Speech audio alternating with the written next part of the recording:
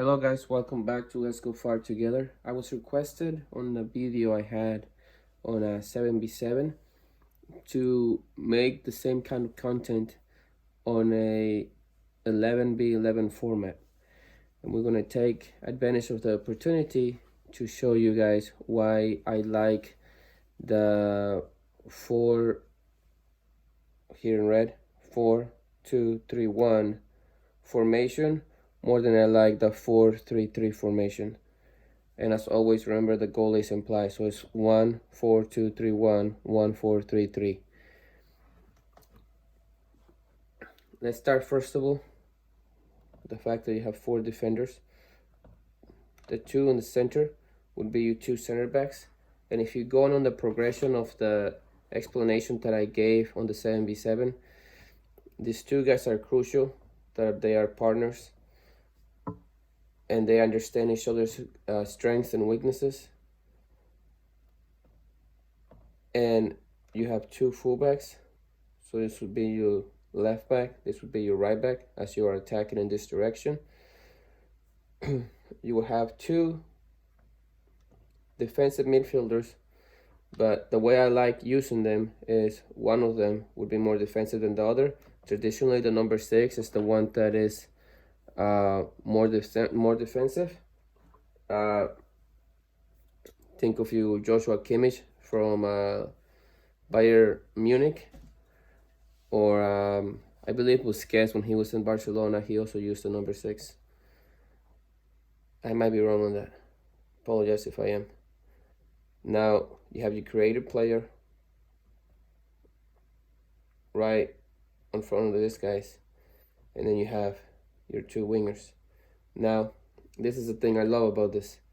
If you pull these guys up, you have the same formation, a 4-3-3, but with 2 defensive midfielders instead of 1, as you have over there. So you could, it's very easy with this formation to mimic what the other team is doing. But the very important thing is that you always have 3 guys in the midfield. Now, in order to overpower during the game, because I like to control the midfield in order to control the game, what I like doing is for one of my, if we're struggling, for my wingers to drop in, helping the midfield if they need to, but if not, just stay here. Think of your Aston Villa, or even a lot Roberto De Zerbi's Brighton, that's the name. I apologize.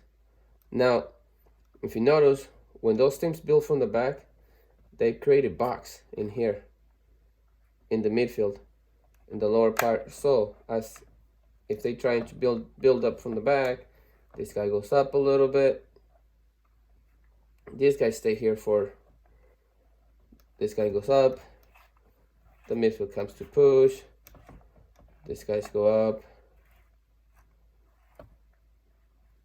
And while you're being pressed, if you notice, if you are being pressed by the 3 strikers, the 3 midfielders, and then these guys are coming up high to try to take advantage of any kind of weaknesses.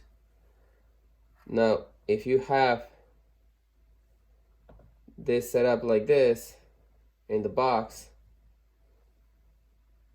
you have your number 10 that can drop in, and this guy will always be afraid to drop in this far, because if he drops in that far, look at what you have here. Remember, this is always a numbers game, so the more numbers you can draw away from the space you're trying to exploit, the better off you'll be. Now, I'm not saying you try to pull a Guardiola and make 20 passes on your own half in your own box before you actually build through. I'm thinking more like Unai Emery on Aston Villa, or Roberto De Zerbi as well, where they create the illusion that they're in trouble by just having the ball here. And if you notice, if this from here, this guy can be pressed by this guy, right? or he can be pressed by this guy. Now, if that's the case, this guy has to decide whether he's going to cut this passing lane or he's going to cut this passing lane, but he cannot cut both of them. So if he comes here to cut this one, and this guy's covering this pass, then we can simply go back to the goalie and back over here, or straight back over here. And then from here, we'll have the same scenario. We have this guy having to step, and this guy will more than likely, if they're doing the right thing, they will be cutting the passing lane back to the number 5, but the goalie is always open. Now remember, if you're passing back to your goalie, actually if you're passing back to your center backs or your goalie, any pass like that on open play, it has to be to the foot. It has to be to the foot and with the direction that you want to go in. So if this guy was wanting to play to the right, then we will pass it to his right foot so that he can go and play on. But those are things you gotta teach in training. Now, with that being said, if we've been pressed here, we will use our concept of the third man. This will be our third man. Or, I mean, you decide whichever during your training sessions, but I will make the pass here really fast and then to this guy, because I cannot pass directly to him from here because he's been covered here. So, as he's being pressed by this guy, we will pass over this to the number 3 so he can lay a pass over this way. And then from here we can run on, make the passes into the space. These guys will be out of play, and we are flying. It seems very easy, and it's because that is very easy.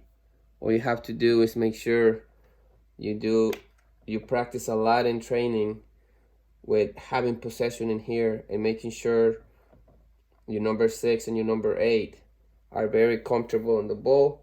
They have to be strong players, and you have got to encourage them not to be trying to put Leo Messi in here and taking 4 or 5 players on before they actually, for example, if when that guy passed, when he got this ball here, if he engages on this defender too long, and then this guy comes and this guy comes, and then we lose the ball here, now we are in a different kind of trouble, because now we're going on a 4 against 2, and our 2 are very open. Our goalie, even if he's in the right place, is completely exposed, and we will get torn apart.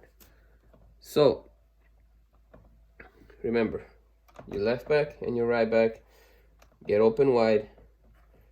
You will draw the attention from the striker and from the wingers.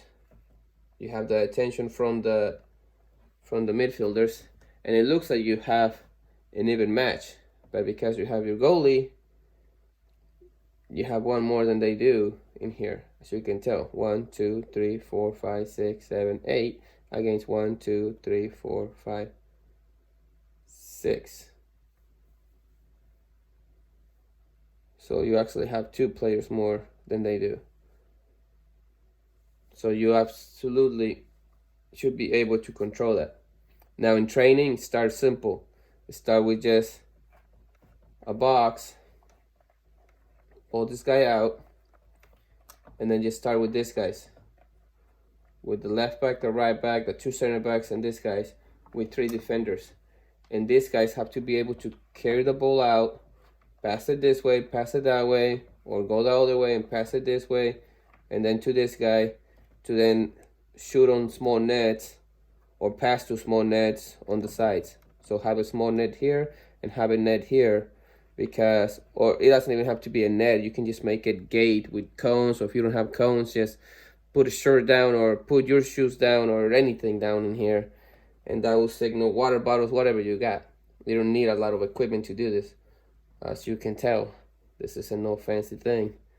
But that is what you want to make sure you're doing. You want to make sure you're practicing to make sure these guys are comfortable under pressure, because if these guys, more than likely during their development, they got used to just booting the ball up as far as they can. It comes here and then we're just going to hit it as far as I can, or mainly the goalie just hits it as hard as he can, but if he makes a bad kick here, then we're getting cut open. So that is why we build it out. And you don't have to do it every time, because maybe after a couple times of you building it out, the other team will push up, and then you just talk to the players and make sure they understand that they have some freedom in here. So if they see that they're getting crunched up a lot after a couple times of being able to successfully carry the ball out, then they can go ahead and just boot it out. And if you boot it out, this is where it gets really smart. And when you have to be really smart, let's just assume, for the sake of the argument, that the number 6 is here. Okay? Now, if they over here pressing us, sorry, the number 8 would be over here. If they pressing us because they think we're going to build the ball out, and the number 6 is down here, even if he doesn't push up, if you're going to boot it, you want the number 10 to not be so deep. You want it to be a little higher in the field. Now, when that ball comes in here, you have a 1, 2, 3, 4 against 4. You are man for man on that area of the field. So that's why you have to be very smart and understand what it is that you're doing. And make sure the kids understand, or your players understand what it is that you're intending to do, and make sure they understand the freedom and when to build out and when to just boot it out. Now, when you do boot it out, it's very important that we focus on winning the second ball. So as the ball is being played, these guys have to get in front of these defenders, of this midfielder, sorry, and then these guys have to close the lines. Not only in case things go bad, so we have a good position in which to defend from, but also because if this guy gets beat, then hopefully this guy is able to recover the ball, and then we can go on that transition. And if you recover the ball on the right, your pass is always on your left. Likewise, if you recover the ball on the left, your pass should always be to your right. Because more than likely, because the other coaches do their own work too, the defense should be shifting. There should be a guy pressing here, this guy covering, this one's balancing, and this one will be out of place. Because if he goes way out here, then we have an easy pass here, and then we can just cut him and split them. So he has to try to read the play to anticipate any kind of pass into the middle spaces. And because of that, we can switch it in behind him. And then we will go, and one more than likely will be a 3 against 2, or even 4 against 3, if this guy comes back with our number 7. Now, if the opponent team, let's set him up again on the 4-3-3.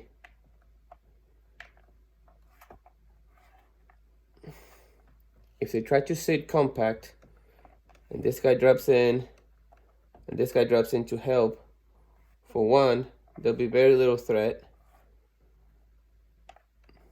Have your number 9 make those 2 as uncomfortable as he can, because what you want from them is to be able to keep them pinned so they are not able to come out, so we can have the spaces for our number 10 to move into,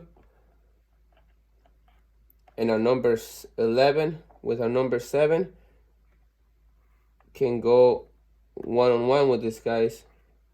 Or ideally, you can do what many of the teams do nowadays and pull one of your defenders, one of you, whether it's your left back or your right back, into the midfield in order to create an overload and be set up to detain the counter attack.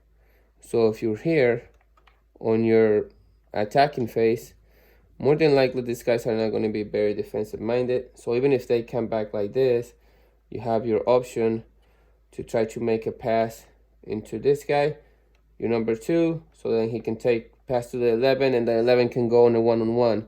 That's what you want to do. You want to keep your wingers wide, because what you want to do is you want to pull the left back and the right back of the other team away from the spaces, and your number 9 has to occupy those 2 center backs. So then the number 8 can come and try to occupy the space, or the number 10 can make runs into those gaps. And that, my friends, is how we are able to exploit, apologize for that, exploit a formation of a 4-3-3 by overpowering in the midfield, and on our attack be able to open their midfield, because we create that overload with the left back, or it could be the right back too, moving in, and then you end up with 3 at the back, and you have your wingers far wide, you have your striker pinning those, and then you have your 2 more attacking minded midfielders coming into the open spaces, so then you can just make crosses or just shoot straight or goal, because these guys will have to mark. These guys cannot just come out like this, because then you have this open space where your striker can pop into.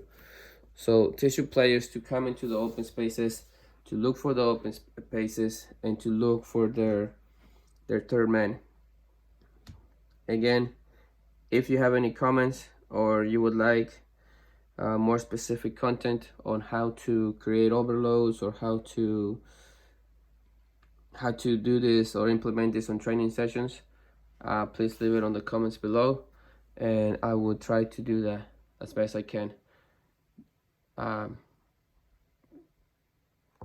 Thank you guys. Bye.